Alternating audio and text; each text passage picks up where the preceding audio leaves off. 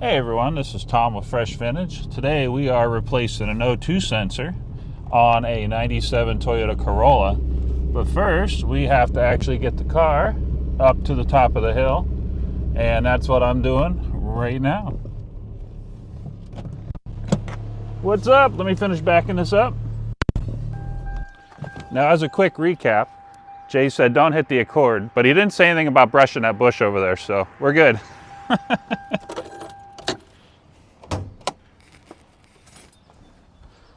So what we're doing today is this thing has a check engine light on, and we're going to replace the O2 sensor.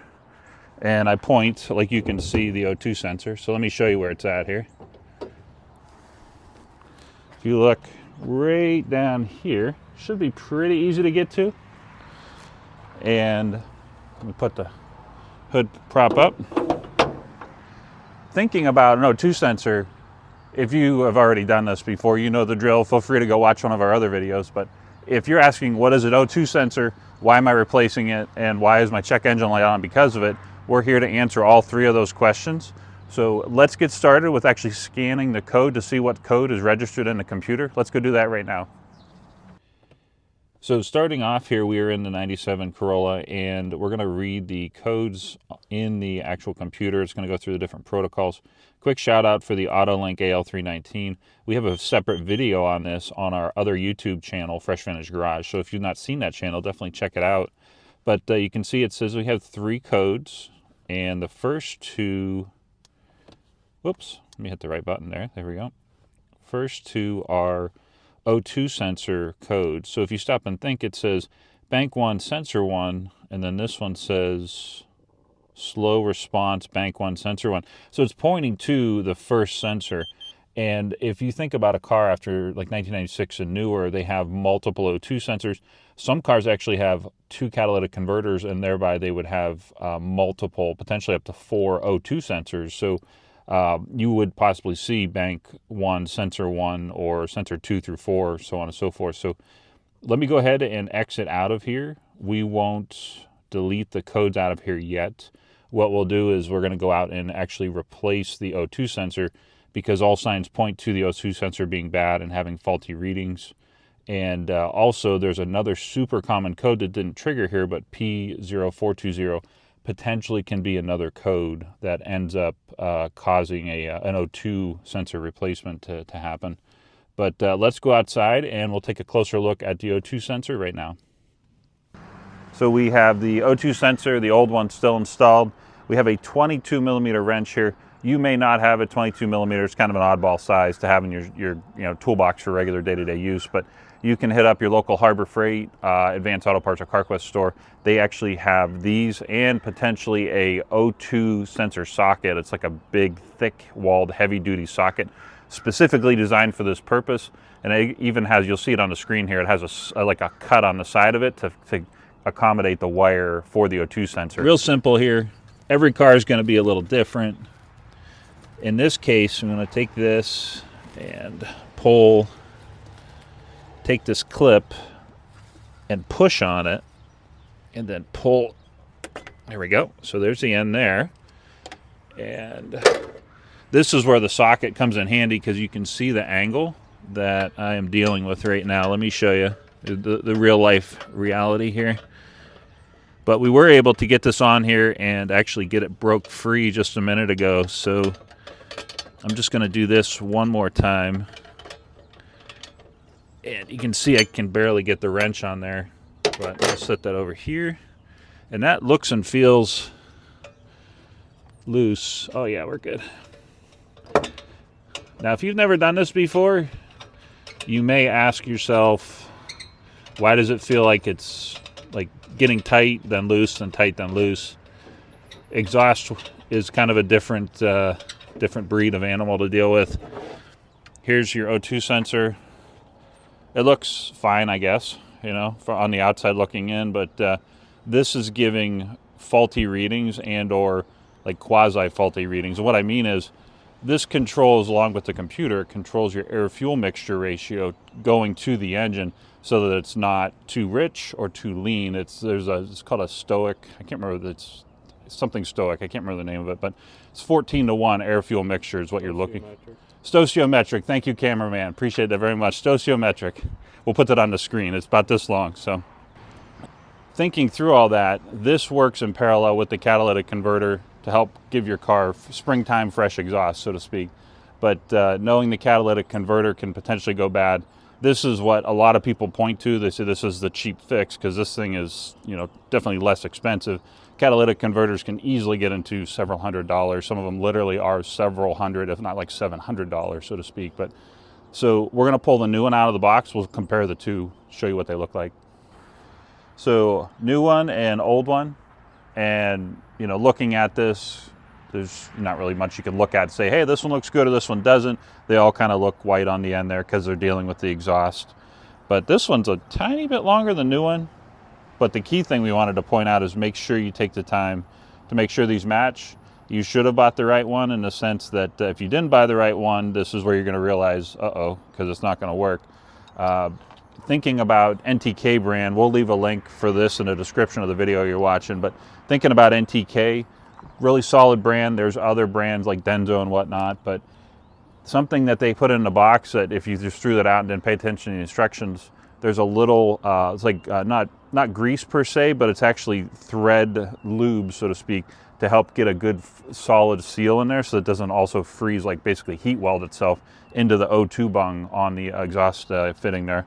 But let me put this on here and then we'll install this.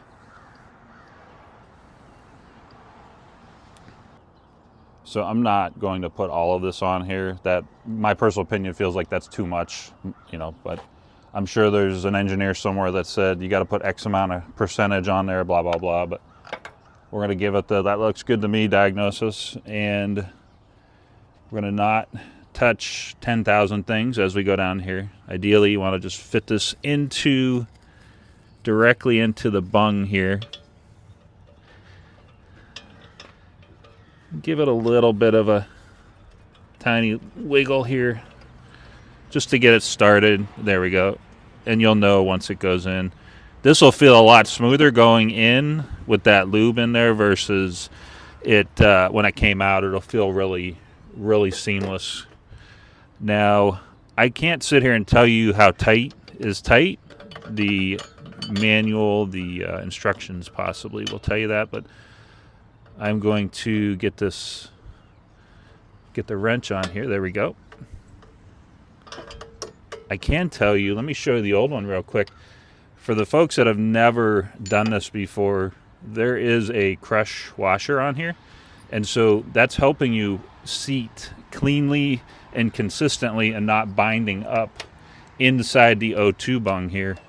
And I say that to say that's why it's slowly getting tighter and tighter versus like suddenly like clamping down and just getting completely stuck, so to speak, and like super tight, super fast. But you can see I'm struggling a little bit. This is where maybe having that socket, the O2 socket, would help. But let me work on getting this tight, and we'll be right back. So we jumped into the toolbox there, and we got a wrench that was just a little shorter, not much, but that's actually making enough of a difference here. Something else to think about is you may have been thinking about using this end, but you also have this end to work with, and that's what's actually saving us right now. I say that because you have this unplugged, and you can also use this obviously when you're taking the O2 sensor out, but between that shorter wrench and using this closed end, it's giving just enough. There we go. And obviously be mindful of the radiator. This radiator isn't perfect by any means, but just a little bit of room there. It's all you need just to get it torqued down here. I'm going to come back over here, try and give it one more pull. I feel like this is tight enough, but I just want to give it one more. And the challenge here is you're fighting right now the back of the alternator, and this is the air compressor line, but every car is going to be a little different. There we go. And so give it one more pull here. That's plenty tight enough. We'll call that torque spec tight. Oops. Don't do that. They just slid right down right next to the positive battery terminal. So don't let that happen. And we'll plug this in.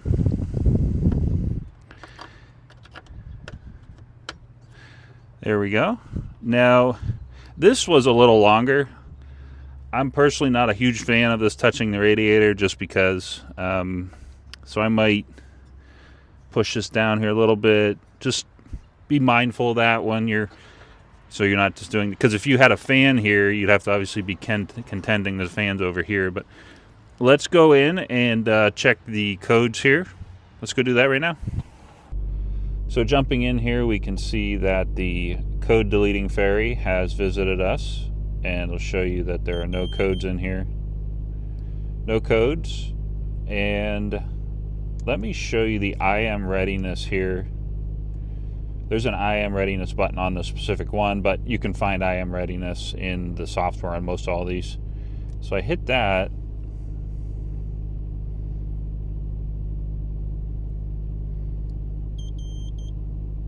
So it's actually saying the O2 sensor is still bad, but we're going to drive this for a few days and see if the check engine light comes back on. You can see on the dash now that it's gone, that the codes are cleared.